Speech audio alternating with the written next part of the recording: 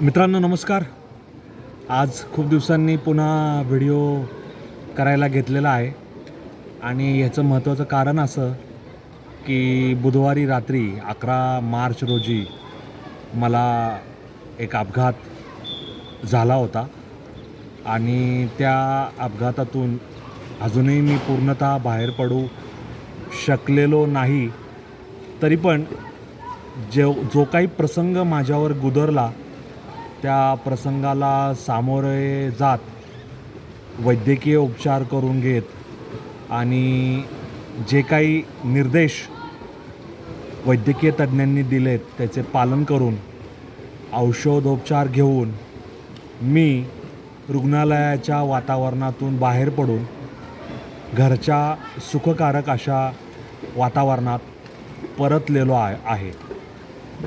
याचं कारण असं की रुग्णालयातल्या वातावरणामध्ये रुग्ण आणि बरी व्हायची एक औपचारिकता असते आणि घरगुती वातावरणामध्ये आपलं जे घरगुतीपण, आत्मीयता आणि आपल्या माणसाला बरं करण्याची जी एक ओढ असते आणि काळजी असते, त्या काळजीच्या माध्यमातून माणसावर काही सकारात्मक ऊर्जा काम करत असतात आणि घरातलं वातावरण आपल्याला, आपल्या मनाला, आपल्या मेंदूला, आपलं जे एकूण चलनवलन आहे, वर्तन आहे, त्याला प्रेरक आणि पोषक असतं असं मला वाटतं.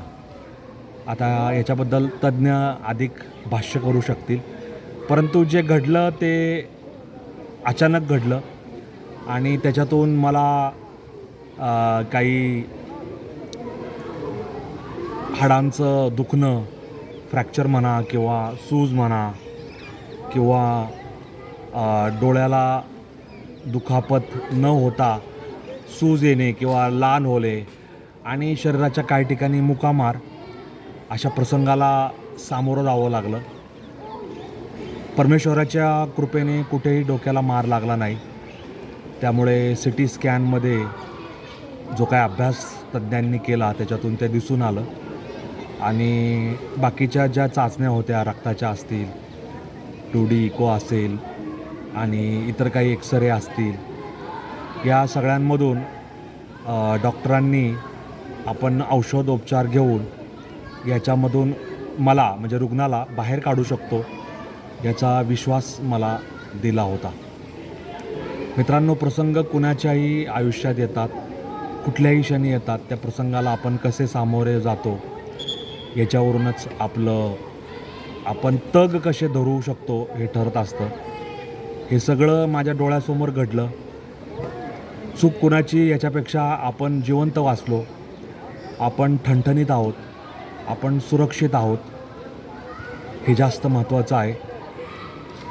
आपण त्या क्षणाला कुठल्याही प्रकारचं मनावर दडपण न घेता किंवा कुठल्याही प्रकारचं असं हातपाय गाळून न बसता धैर्याने, नेटाने सामोरे गेलो. आपले जे पारिवारिक डॉक्टर असतील, फॅमिली डॉक्टर, त्यांना संपर्क करून तिथे TTचं इंजेक्शन घेऊन त्याच्यानंतर CT स्कॅन करून पुन्हा ते रिपोर्ट दाखवून आपण त्याचं जे सॉफ्ट कॉपी होती तीसुद्धा तज्ज्ञांना दाखवून रुग्णालयात दाखल झालो. या संपूर्ण प्रक्रियेदरम्यान माझा चेहरा सुजलेला होता. नाकातून रक्त गळत होतं. रुमाल रक्ताने भिजले होते, कपडे खराब झाले होते, पण मी घरीच कपडे बदलले होते. सगळं सामान घरीच ठेवलं होतं. माझ्याकडे काही नव्हतं. खिशात अक्षरशः पाकिटही नव्हतं. मोबाईल तर असण्याचा प्रश्नच नाही. बॅग घरी होती. वडील माझ्यासोबत धावपळ करत होते आणि या सगळ्या धावपळीत मी रात्री 11:30 पावणे 12च्या सुमारास रुग्णालयात दाखल झालो. मी बुधवारी दुपारी काही खाल्लं असेल, त्याच्यानंतर काहीच खाल्लं नाही. ते थेट मला गुरुवारी दुपारीच काही खायला मिळालं.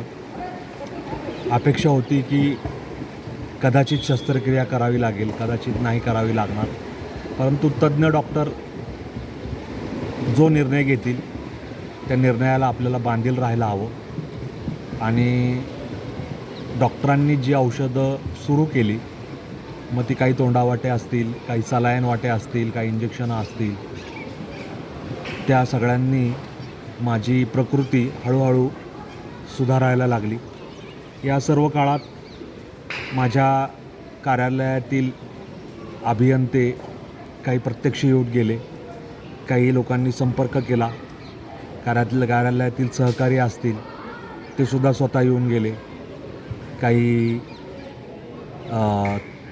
PMC असतील, आर्किटेक्ट इंजिनियर्स असतील, तंत्रज्ञानावर अभ्यास करणारे काही तज्ज्ञ असतील, ठेकेदार असतील, सगळ्यांनी माझ्या प्रकृतीची विचारपूस केली.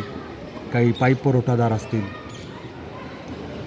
कार्यालयातल्या सहकाऱ्यांनी ज्यांना अत्यंत तातडीने काळजी घ्यावीशी वाटली, दखल घ्यावीशी वाटली, ते प्रत्यक्ष येऊन भेटून गेले. काही लोकांना रुग्णालयाच्या दारात प्रवेश मिळाला नाही, कारण तिथे सुरक्षिततेचे काही नियम कडक आहेत. त्यामुळे किती लोकांना आत सोडायचं, किती लोकांना बाहेर ठेवायचं याबाबत काटेकोरपणा असतो.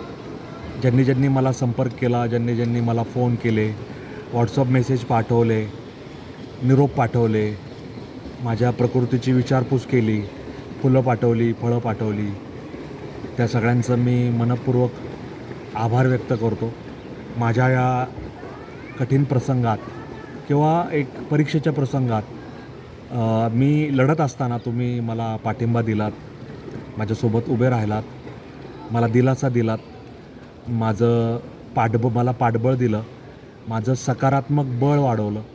त्याबद्दल मी तुम्हा सर्वांचे आभार व्यक्त करतो. या संपूर्ण कालावधीत म्हणजे बुधवार ते आज पाडव्याचा दिवस, या संपूर्ण कालावधीत मी अनेक गोष्टींपासून दूर राहिलो. वाचन बंद होतं, लिखाण बंद होतं, व्हिडिओ बंद होते, कुठलीही कारवाई नाही, कारण शरीराला प्रचंड थकवा आलेला आहे आणि तो आता हळूहळू कमी करायचे माझे प्रयत्न चालू आहेत. शरीराला पूर्णतः अवसान नाही आहे आणि चेहऱ्यावरची सूज अजून ओसरत आहे. हाडं त्या ठिकाणी पुन्हा आपलं ठाण मांडून जुळत आहेत, रुळत आहेत आणि डॉक्टरांनी सांगितलं की शस्त्रक्रिया अत्यावश्यक नाही, आवश्यक नाही. ती तुम्हाला गरज वाटली चेहऱ्यासाठी तर तुम्ही करू शकता. तर हा सगळा प्रसंग माझ्यावर गुदरला. काय घडला, कसा घडला, काय त्याच्या मागचं तर्कशास्त्र ते शोधण्यात मतलब नाही. पण आज मी तुमच्यासमोर आहे, बोलतो आहे, ती केवळ परमेश्वराची कृपा आहे, श्री स्वामी समर्थांचे आशीर्वाद आहेत आणि मालक सद्गुरू श्री शंकर महाराज यांच्या आशीर्वादामुळे मी आज तुमच्यासमोर उभा राहून हे आज भाष्य करत आहे. एवढंच मला तुम्हाला या निमित्ताने सांगायचं आहे. मित्रांनो, आयुष्यात प्रसंग येत असतात, प्रसंगांना आपल्याला सामोरं जायचं असतं आणि सामोरं जात असतानाच आपली खरी परीक्षा होत असते. आपल्याला कळत असतं की आपण किती पाण्यात आहोत, आपल्यात किती ताकद आहे, आपण किती संकटांचा सामना करू शकतो. आपली आर्थिक परिस्थिती, आपलं वर्तन, आपलं व्यवहार, आपल्यासोबत असणारी माणसं, या सगळ्यांची परीक्षा होत असते आणि हीच परीक्षा आपल्याला पुनर्जन्म देत असते, नवं काही करण्यासाठी, नवनवीन विषयांना पुन्हा स्पर्श करण्यासाठी. त्यामुळे आता कुठल्याही प्रकारची वाट न बघता मी पुन्हा कामावर रुजू होण्यासाठी विचार करत आहे आणि कामावर रुजू होऊन आपलं जे दिनचर्या आहे, आपला जो दिनक्रम आहे तो पुन्हा आपण सुरू केला तर आपल्याला आपलं कामकाज व्यवस्थित करता येतं आणि त्याच्यातून आपल्याला चांगली प्रेरणा मिळते असं मला वाटतं आणि त्याच्यातून मला हिलिंग होऊन मी पुन्हा मूळ पदाला, पूर्वपदाला येईल अशी मला आशा आहे. तुम्ही सगळे माझ्यासोबत आहात आणि इथून पुढेही राहाल याबद्दल मला खात्री आहे. तुम्हा सर्वांचे पुन्हा एकदा आभार व्यक्त करतो. श्री स्वामी समर्थांच्या चरणी, सद्गुरू शंकर महाराजांच्या चरणी वंदन करतो.